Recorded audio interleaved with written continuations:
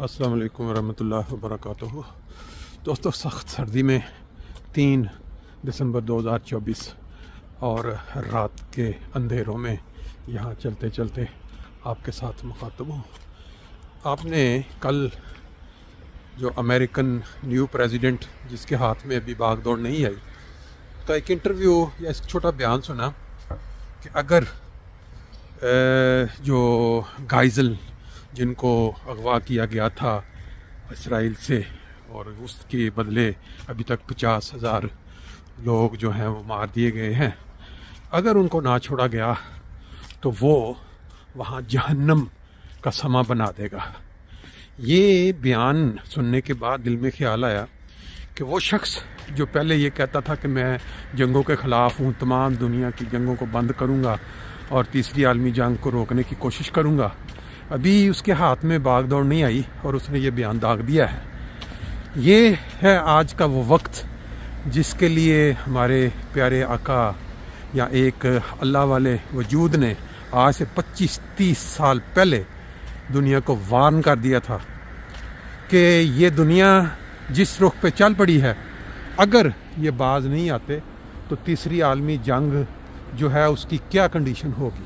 پہلی 2 جنگوں میں کیا ہوا دنیا جانتی ہے، لیکن ابھی یہ 5 منٹ کے آپ الفاظ سنیں، ایسے قیمتی الفاظ ہیں جو 25-30 سال پرانے ہیں، بلکہ شاید اس سے بھی زیادہ، کہ آج کے حالات پہ وہ بالکل فٹ بیٹھتے ہیں۔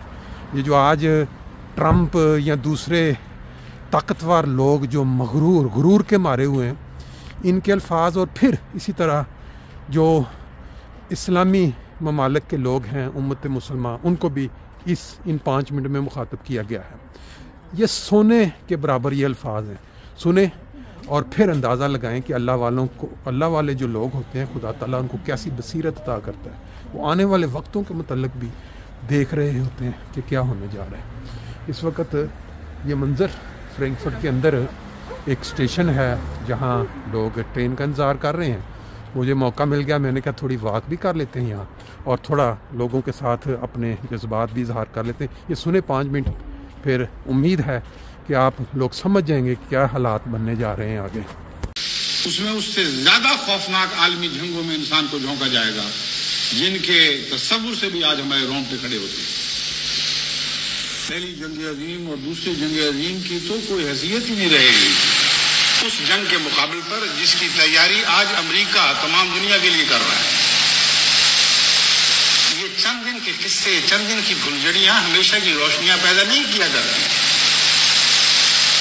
ان پھلجھڑیوں سے آگے بھی لگ جایا کرتی ہیں۔ ہمیشہ کی روشنی تقویٰ اور سچائی سے پیدا ہوتی ہے۔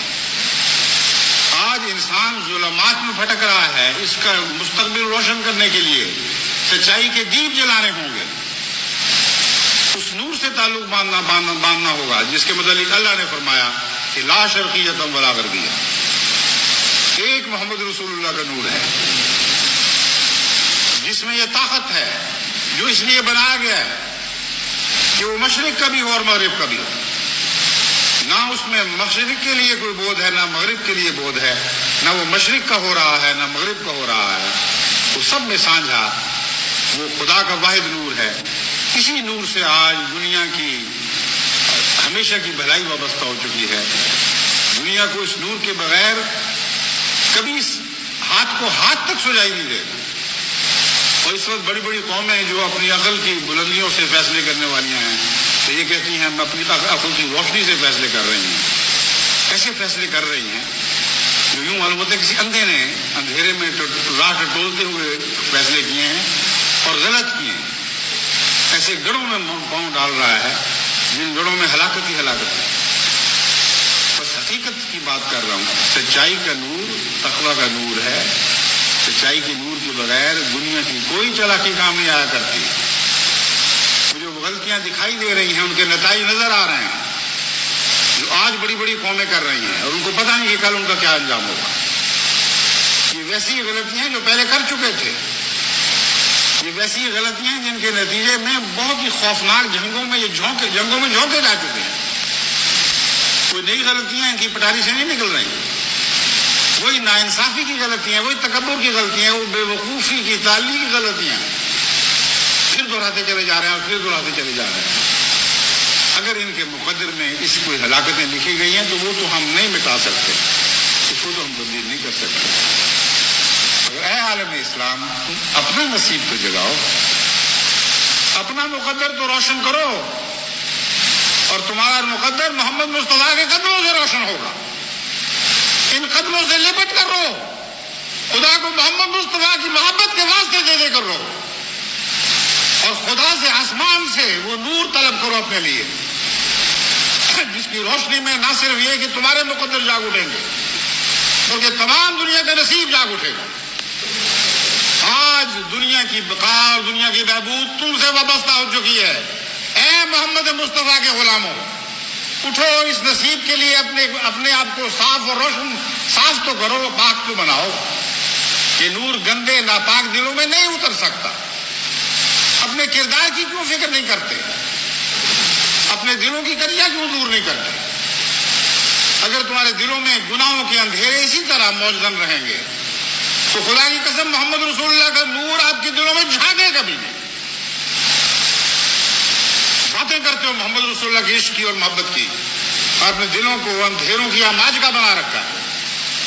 اس لیے دنیا عالم اسلام کی سیاست کو بھی میں پیغام دیتا ہوں کہ اپنی سوچوں کو صاف اور ستھرا کریں، اپنی خود غرضیوں کے خیالات کو دل سے بالکل کلیتاً دھو کر صاف کر ڈالیں، یا اپنے دلوں کو ان گندے خیالات سے دھو کر صاف کر ڈالیں، اور بہبود کی باتیں کریں، انسانیت کی باتیں کریں، محمد رسول اللہ کے دین اور اس کی غیرت کی باتیں کریں۔ اور علماء اسلام کو میں دعوت دیتا ہوں کہ خدا کے واسطے دیکھیں کہ اسلام اعلیٰ اخلاق میں ہے، نہ کہ بد زبانیوں میں۔ تم کب تک بدگوئیاں کرتے رہو گے؟ کب تک تمہارے منہ سے غلاظت کی جھاگ ابل ابل کرو، اچھل کر فضاؤں کو مقدر کرتی رہے گی؟ محمد مصطفیٰ صلی اللہ علیہ وسلم کی پاکیزہ زبان استعمال کرنی سیکھو، وہ اعلیٰ اقدار اور اخلاق مسلمانوں میں قائم کرو جن کو لازماً جیتنا ہی جیتنا ہے۔ آپ نے یہ قیمتی الفاظ سنے، اور ہر وہ شخص جس کو تھوڑی عقل، فہم یا سوچنے کی طاقت ہے وہ اندازہ لگا سکتا ہے کہ جو بھی لوگ اس دنیا میں جن کا تعلق خدا تعالیٰ سے ڈائریکٹ ہو، وہ خدا تعالیٰ کس طرح ان کو بصیرت عطا کرتا ہے، وہ زمانے کو کس طرح وہ بتا دیتے ہیں کہ جو حالات بننے والے ہیں۔ ابھی ان الفاظ کو ذہن میں رکھ کے تو آگے دیکھتے ہیں کیا ہوتا ہے۔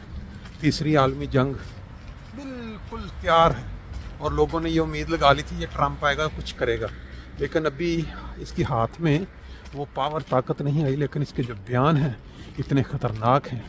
بعض چیزیں اچھی بھی اس نے کہیں کہ وہ جو لوگوں کے متعلق کہ جو شخص جس کا جو جنس ہے پیدائشی طور پہ وہی رہے گی، اور کسی کو اجازت نہیں ہوگی کہ وہ چینج کرے یا اس کے متعلق یہ کہے کہ یہ تحریک جو چلتی رہی ہے کافی دیر سے۔ لیکن یہ جو اس نے بیان دیا ہے بالکل، یا تو یہ بہت متاثر ہے ڈائریکٹ ان کی میڈیا کے نیچے۔ آپ جانتے ہیں جب اسرائیل معرض وجود میں آ رہا تھا تو ایک احمدی جن کو پوری دنیا جانتی ہے، سر ظفر اللہ خان، ان کی تقریر ہے اقوام متحدہ میں کہ یہ لوگ، یہ جو حکومتیں جن کے پاس طاقت بھی ہے، سورس بھی ہے، یہ ان لوگوں کو اپنے ملک میں بسانے کے لیے تیار نہیں ہیں۔ کیوں تیار نہیں ہیں؟ کیونکہ ان کو یہ پتہ تھا کہ ایک وقت آنا ہے جب یہ فلسطین جہاں انہوں نے جا کے ان کو آباد کیا ہے، انہوں نے وہاں سے ان کو نکالنا، اور پھر وہ پرانی تاریخ جو ہے یہودیوں کی، عیسائیوں کی، مسلمانوں کی، تو پھر آج وہ حالات آپ کے سامنے ہیں۔ بہرحال دعا کریں اللہ تعالیٰ دنیا کو بچا لے۔